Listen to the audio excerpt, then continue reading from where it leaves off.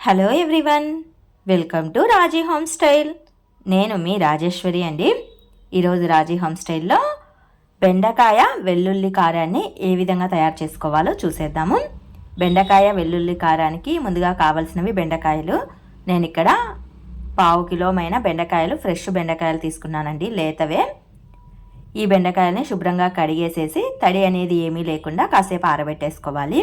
వెల్లుల్లి కారం కోసం ఒక 10 వరకు ఎండుమిర్చిని తీసేసుకొని హాఫ్గా తుంచేసి చిన్ని మిక్సీ జార్లో వేసుకొని కాస్తంత సాల్ట్, అలాగే 1 టేబుల్ స్పూన్ వరకు జీలకర్ర, 6-7 వెల్లుల్లి రెబ్బల్ని పొట్టు ఒలిచేసి వేసేసుకోవాలి.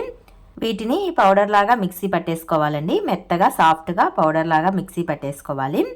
బెండకాయలన్నీ చక్కగా ఆరిన తర్వాత 1 ఇంచు మైన ఇక్కడ వీడియోలో చూపిస్తున్న విధంగా ముక్కలుగా కట్ చేసుకోవాలి. చిన్నవి కాకుండా పెద్దగా పొడుగ్గా కాకుండా 1 ఇంచు మైన కట్ చేసుకుంటే సరిపోతుంది. స్టవ్ పైన గుంతపాటి పాన్ పెట్టేసి అందులో 2 లేదా 3 టేబుల్ స్పూన్ల వరకు ఆయిల్ని వేసుకోవాలి. ఆయిల్ హీట్ అయిన తర్వాత తిరువాత గింజలను వేసుకొని చక్కగా వేగనివ్వాలి. ఇవి కాస్త చిటపటలాడిన తర్వాత చీల్చిన పచ్చిమిర్చి ముక్కల్ని, 2 రెమ్మల కరివేపాకుల్ని, కట్ చేసిన ఉల్లి ముక్కల్ని వేసేసుకొని పోపునంతా దూరగా వేపుకోవాలండి. పోపు అనేది కొద్దిగా వేగితే సరిపోతుంది, మరీ రెడ్డిష్ కలర్లోకి రావాల్సిన అవసరం ఏమీ లేదు. బెండకాయతో పాటు ఇవి కూడా ఆటోమేటిక్గా వేగిపోతాయి కాబట్టి లైట్గా వేగిన తర్వాత బెండకాయ ముక్కల్ని వేసేసుకోవాలి. ఇలా బెండకాయ ముక్కల్ని వేసిన తర్వాత కాస్తంత ఉప్పు, కాస్తంత పసుపు వేసుకోవాలండి. వెల్లుల్లి కారంలో ఉప్పు వేసాము, కాస్త లైట్గా చూసుకొని వేసుకోవాలన్నమాట, ఎక్కువ వేయకూడదు.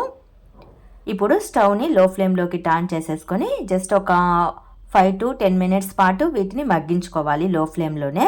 మధ్య మధ్యలో మాడిపోనివ్వకుండా 2-3 సార్లు కదుపుకుంటూ వేపుకోవాలి. వెల్లుల్లి కారం చూడండి, ఈ విధంగా మిక్సీ పట్టుకోవాలి, మెత్తగా మిక్సీ పట్టేసుకోవాలి. ఇప్పుడు దీన్ని కాసేపు పక్కన పెట్టేద్దాము.